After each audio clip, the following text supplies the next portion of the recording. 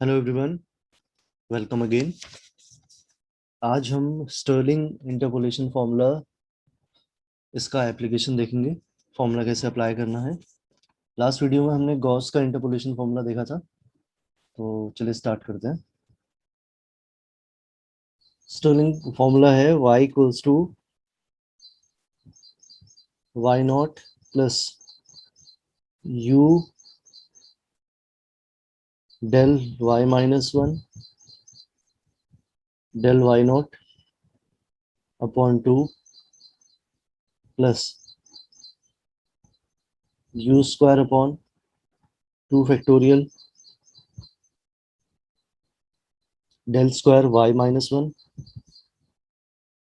u square minus one upon three factorial into del cube y minus two plus del cube y minus one upon to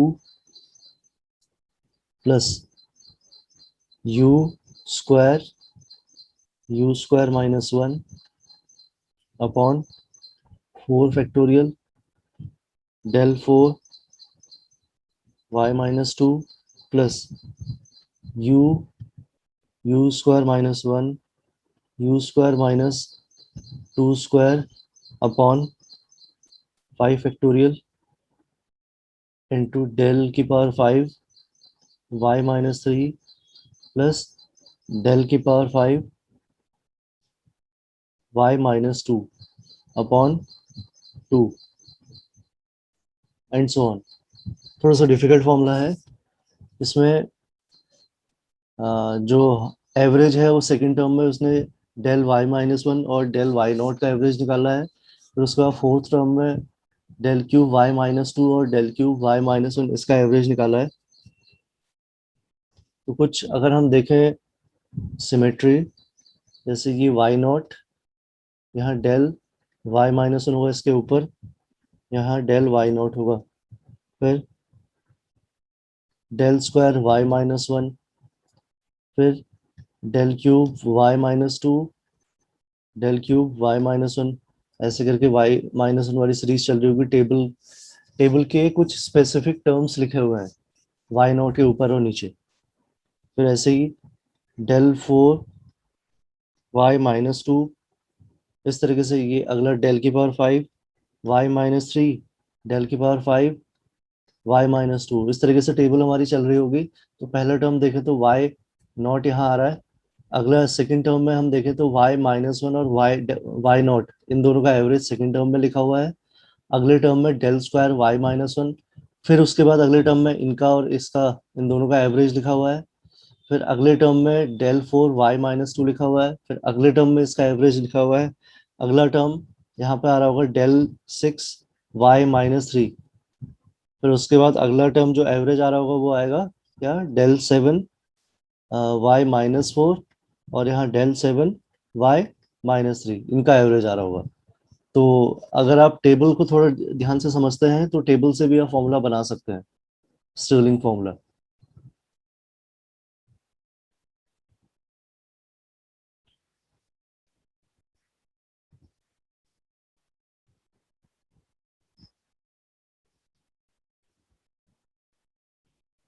question है, use Stirling's formula to find y28 given y20 is equal to 49225, y25 48316, y30 47236, y35 45926, y40 44306।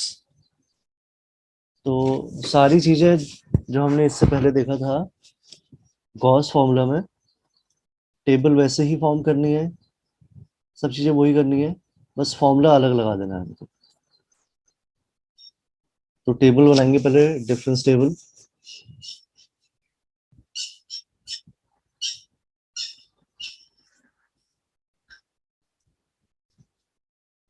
यहाँ x की values, यहाँ u की value.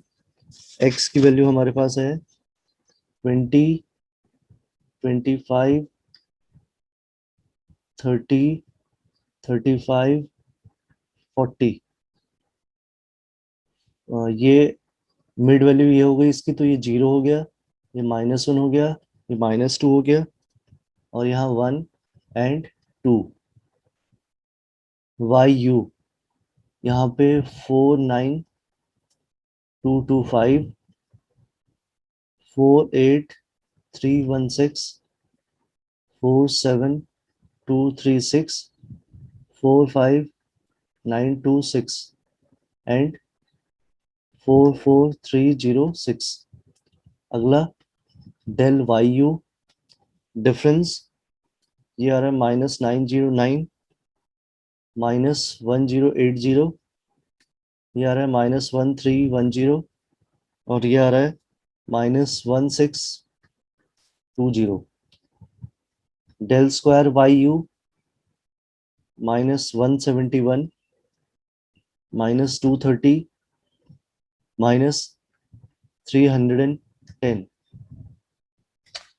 Del cube YU -59, -80, और del 4YU, ये हमारा last term, -21 हो गया।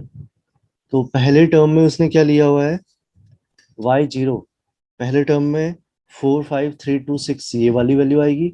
उसके बाद क्या होगा, इसका और इसका एवरेज आएगा, जो टेबल में हमने देखा था, इन दोनों का सम अपॉन 2। फिर अगला टर्म सिर्फ ये आएगा, अगले वाले टर्म में इन दोनों का एवरेज आएगा, और अगला टर्म जो आएगा फिर से माइनस का 21। तो फॉर्मूला अगर आपको याद नहीं भी है, यू वाली सीरीज अगर आपको सिर्फ याद है उसमें, तो आप फिर भी वैल्यूज रख सकते हैं उस फॉर्मूले में। ये इसकी याद करने का जो सिमेट्रिक तरीका है वो मैंने आपको बताया।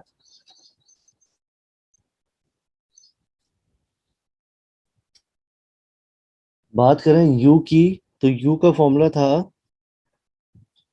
x माइनस, जो मिड वैल्यू हमने मानी थी वो थी 30, और अपॉन h है 5, तो ये आ गया -0.4। ये u की वैल्यू आ गई। Therefore using Stirling's formula we have y28, sorry y28 ना बोल करके YU, ये हमारा आ रहा है -0.4, तो 28 ना लिख करके इसको भी हम लिखेंगे y -0.4, क्योंकि u के टर्म्स में फिलहाल लिख रहे हैं। तो पहला टर्म y0, ये है हमारा 47236, प्लस u, u है हमारा माइनस का 0.4।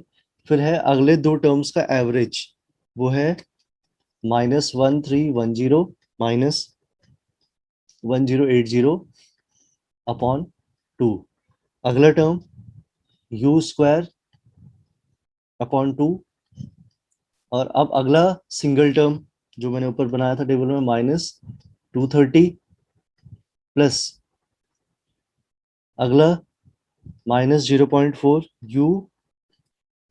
u स्क्वायर -1, यानी कि 0.16 -1 अपॉन 3 फैक्टोरियल, 3 फैक्टोरियल हो गया 6। फिर अगले दो टर्म्स का average -59, -80 upon 2, then u square यानी कि 0.16, u स्क्वायर -1 अपॉन 4 फैक्टोरियल 24। अगला सिंगल टर्म -21। इतने ही टर्म्स इसमें आएंगे। अब इनको सिंप्लीफाई कर लेना है। सिंप्लीफाई करके जो आंसर आ रहा है वो है 47692 अप्रोक्सीमेटली।